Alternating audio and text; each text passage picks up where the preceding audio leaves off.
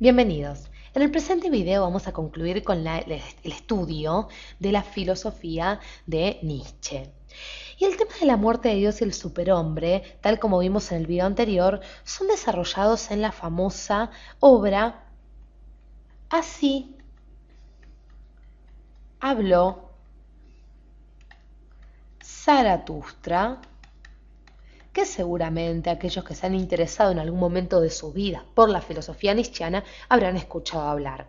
Les cuento que Así habló Zaratustra fue escrita entre 1883 y 1885, muy cercano a la muerte de nuestro filósofo. Recuerdan que Nietzsche muere en el año 1900. Pues bien, con respecto a la obra, porque nosotros vamos a tocar un tema que se desarrolla sobre todo en el primer diálogo, mejor dicho, en el primer discurso del Zaratustra, la obra se va a dividir en cuatro partes, dividida en cuatro partes. Y como nosotros decíamos, Así habló Zaratustra, nos habla de, claro, Zaratustra, que es el protagonista, que es un predicador, que nos viene a presentar o viene a despertar las mentes de los hombres con, claro, las ideas, con sus propias ideas, que son ni más ni menos que las ideas de Nietzsche que se hacen patente en los discursos del Zaratustra. La obra es una mezcla entre, si se quiere, entre fábula, es muy literaria, no es una obra propiamente filosófica, por eso los invitamos a aquellos que quieran que la lean porque es muy interesante, siempre y cuando, claro, hagan un repasito sobre los conceptos claves de Nietzsche. Ahora bien, el tema de la primer parte de la obra, nosotros dijimos que estaba dividida en cuatro partes. El tema de la primer parte, y sobre todo un tema que va en el cual girará en torno casi toda la obra, es el tema de la muerte de Dios. Tema de la muerte, como nosotros decíamos, la muerte de Dios. Y el primer discurso con el cual se abre la obra, con el cual de alguna manera se nos presenta Zaratustra, es el discurso que se denomina de las tres transformaciones. Vamos a quedarnos aquí. Primer discurso de las tres transformaciones. Muy bien, les cuento que es aquí donde veremos la transformación, ¿sí? De alguna manera, de la esencia del hombre por la muerte de Dios. Transformación de la esencia del hombre por la muerte de Dios. Por la muerte de Dios, es decir, la transformación de la esencia del hombre por el derrumbe de los valores supremos, por la destitución de los valores supremos. Y debemos comprender esto entendiendo que el hombre puede desestructurarse transformándose a sí mismo. Por ende, de las tres transformaciones nos muestra los tres despliegues de la subjetividad. Los tres despliegues, como decíamos, de la subjetividad. Pero ¿qué les parece si ya mismo nos metemos de lleno a conocer estos tres despliegues de la subjetividad? Es decir, estas tres transformaciones de las cuales nos habla Zaratustra. Porque claro, la primer transformación o la primer figura alegórica que nos aparece, vamos a conservarla aquí antes de pasar a la segunda, es el camello. El camello, como decíamos, la primer figura. El camello representa al hombre que se inclina ante Dios. Hombre que se inclina ante Dios. ¿Sí? El camello representa las cargas que sufre el hombre. Representa las cargas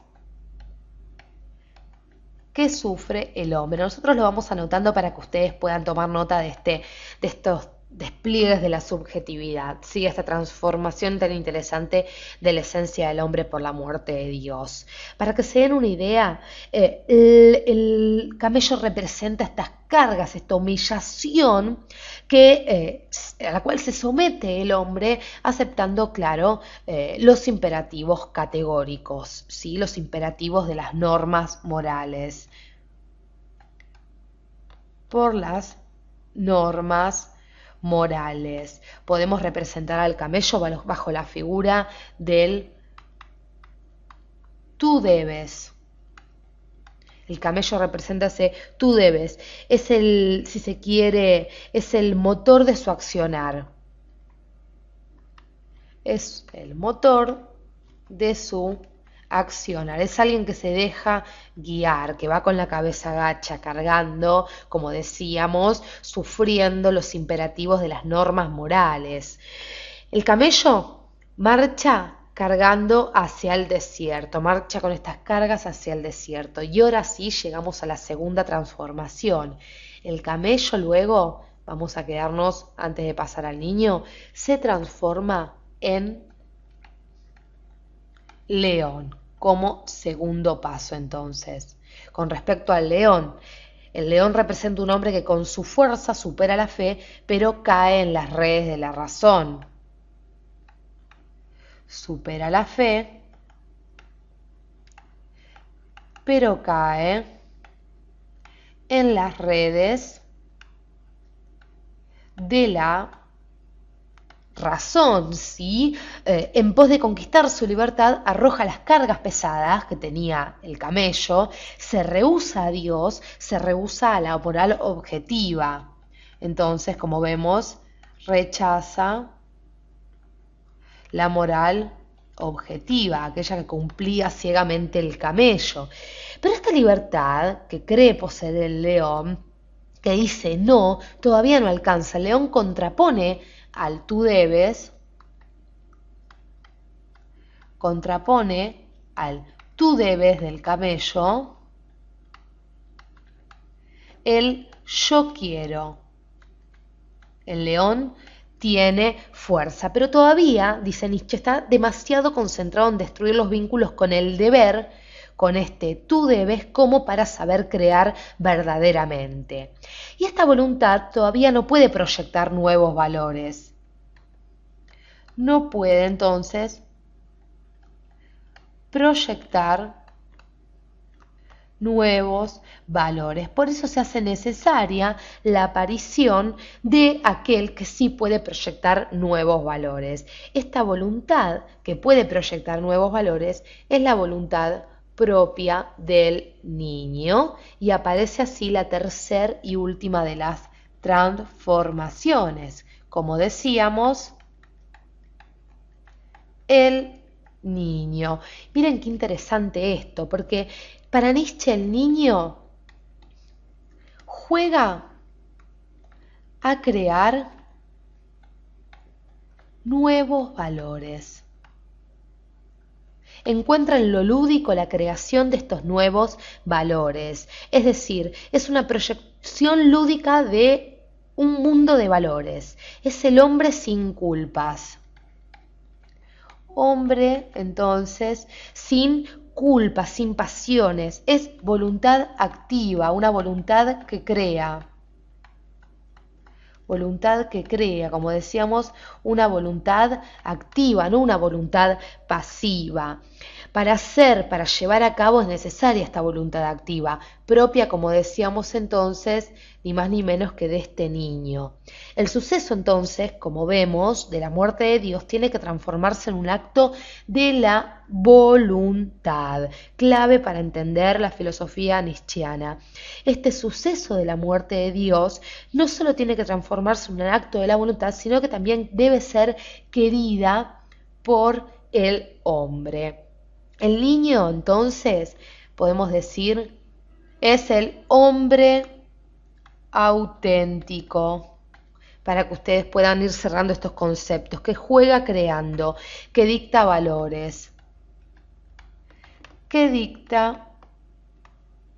valores, que se marca una meta. Vamos a ir poniendo para ir cerrando. Que se marca una meta. La libertad del hombre creador entonces es solo posible si hay una libertad divina que queda anulada. Solo con la muerte de Dios el niño puede jugar a crear libremente, librarse de aquello que lo ataba anteriormente. Ahora bien, esperamos que les haya quedado bien en claro esta idea. El pensamiento de Nietzsche, como dijimos en nuestros primeros videos, es asistemático, es bastante complejo unir las ideas. Cualquier duda que tengan pueden realizarla debajo de nuestros videos y si hay algún tema que no hemos tocado, con gusto realizaremos un nuevo video con ese nuevo tema. Gracias por acompañarnos hasta aquí.